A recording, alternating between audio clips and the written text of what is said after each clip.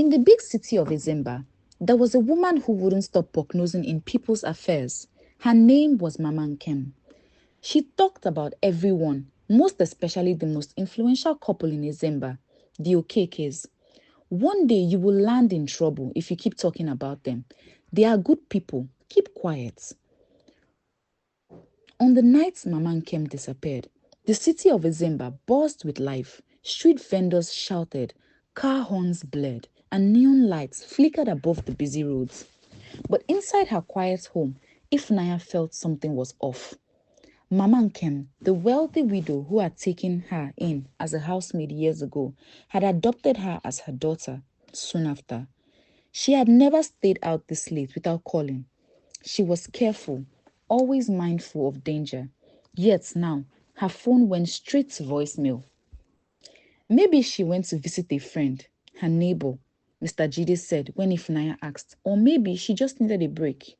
She wouldn't have left without telling me, Ifunanaya insisted, gripping her phone. Something is wrong. Obiora and Adaeze Okeke, the city's most influential couple, expressed their concern, but their sympathy felt hollow. Ifunanaya had overheard Mama Nkem whispering about them before. They are not what they pretend to be, she had warned. The Okekes were untouchable. Obiora was a renowned businessman whose wealth built hospitals, funded schools, and provided scholarships for underprivileged children. Adaeze, his elegant wife, ran charities that fed the hungry and clothed the poor. Their face adorned billboards, their names spoken with reverence. At every city event, they were hailed as the pillars of generosity. To question them was to question the very foundation of Ezemba. But Ifunanaya knew appearances could deceive. Days after Mama Nkem's disappearance, the Okeke sent a gift basket to Ifunanaya, an assortment of rich food, fine wine, and exotic fruits. We know she was like a mother to you, Adaeze said gently. Eat and regain your strength. Exhausted and grieving, Ifunanaya accepted the offering, thinking nothing of it. But that night, the nightmares began. She found herself in an endless void.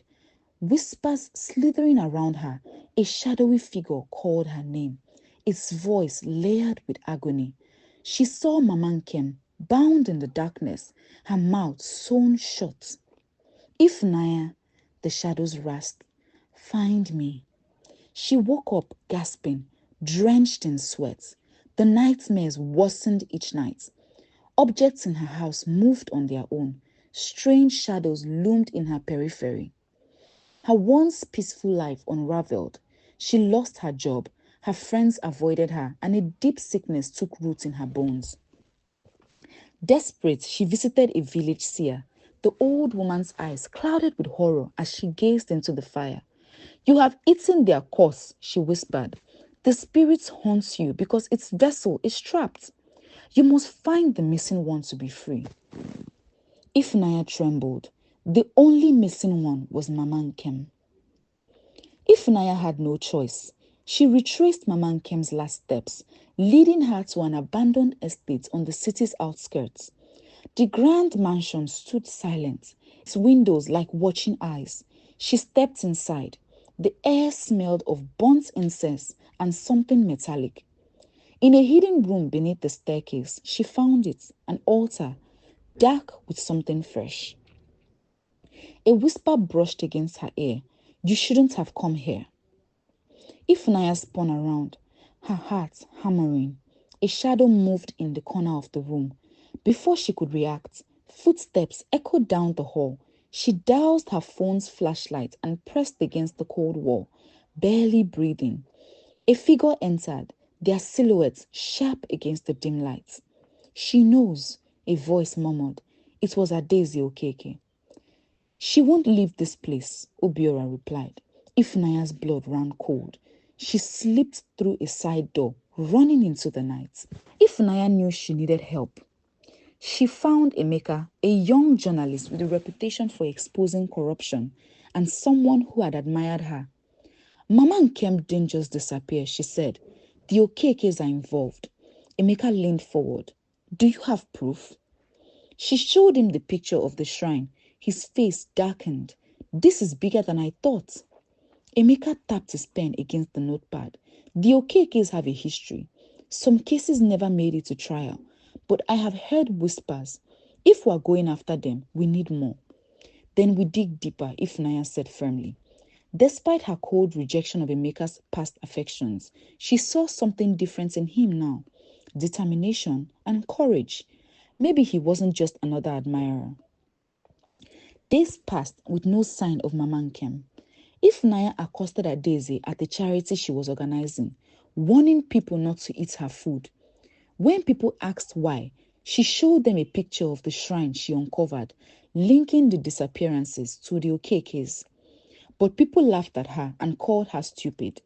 Adaeze, however, did not like the scene because now people were murmuring.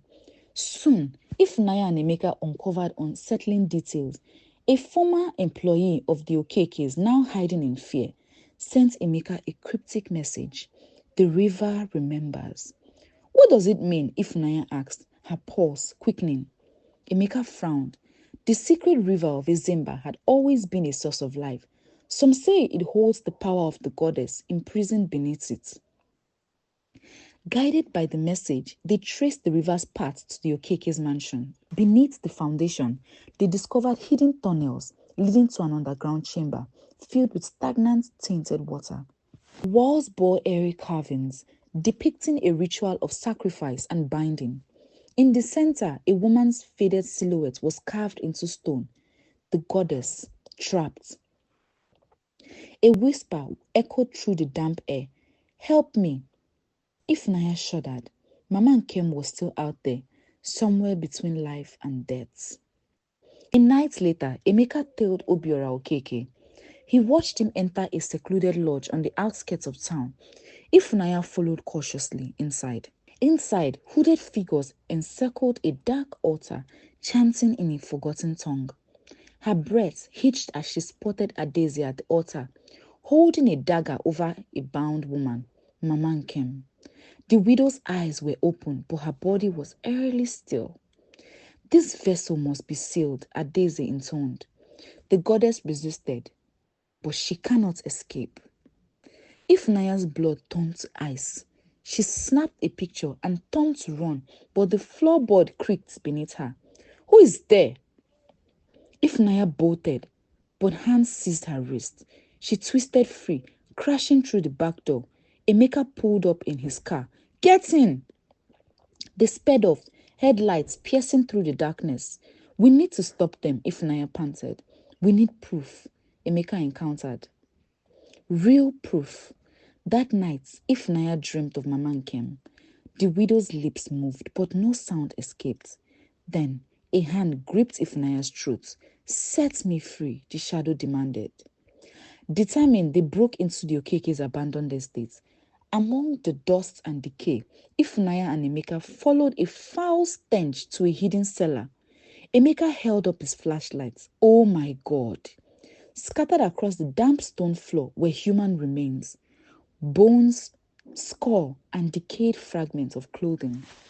Ifunanaya recognized a necklace she had seen on a missing girl's flyer. They were the sacrifices, she whispered, offerings to the demon who hold the goddess captive.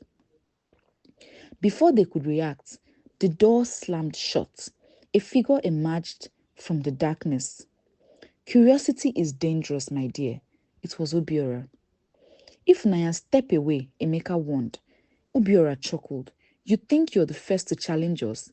The river whispers, but only to those who listen. A deafening chant filled the room as shadows coiled around them.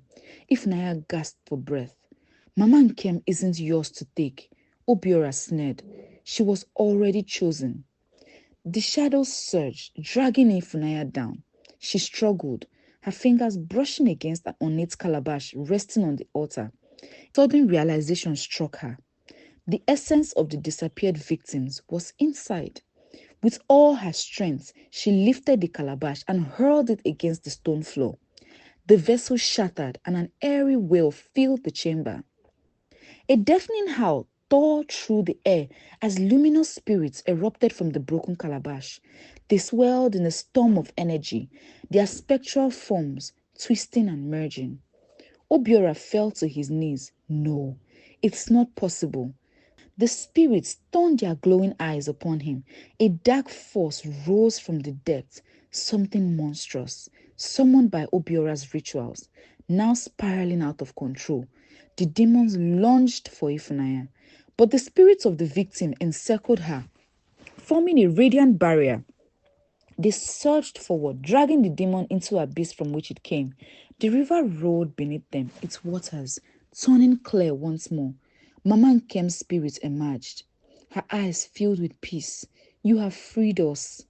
Days later, the Okekes were gone. Official reports claimed a structural collapse.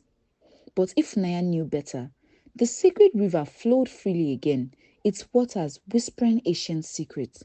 One final time, she heard Mama Nkem's voice. You were always meant to break the cycle. The wind carried her words away, and Ifunanaya walked forward, free at last. Days later, a lawyer arrived at her doorstep with sealed envelope. Inside were documents declaring her the sole heir to the Okeke estate and wealth. Shocked, she read the attached note, written in an unfamiliar hand. The spirits have chosen. The darkness is gone, but the river never forgets. Use this wisely. Ifunanaya stood before the once feared mansion, now hers. A poor girl, now an heiress, but power came with responsibility, and whispers still lingered in the wind. But just as she thought she had found peace, news spread that Emeka had turned against her. He discredited her story, claiming she had harassed the Okekes and fabricated lies for wealth and fame. Betrayed, Ifunanaya watched as the city's admiration turned into suspicion. For a while, Emeka thrived, enjoying the money he had taken in exchange for his silence. But fate was not so kind. A mysterious illness gripped him, draining his strength by the day. His wife and children abandoned him. His once promising career crumbled, and soon he was nothing more than a shadow of a man he had been. The river's whispers carried judgments, and as Emeka lay feverish in his empty house, he swore he could hear them calling his name.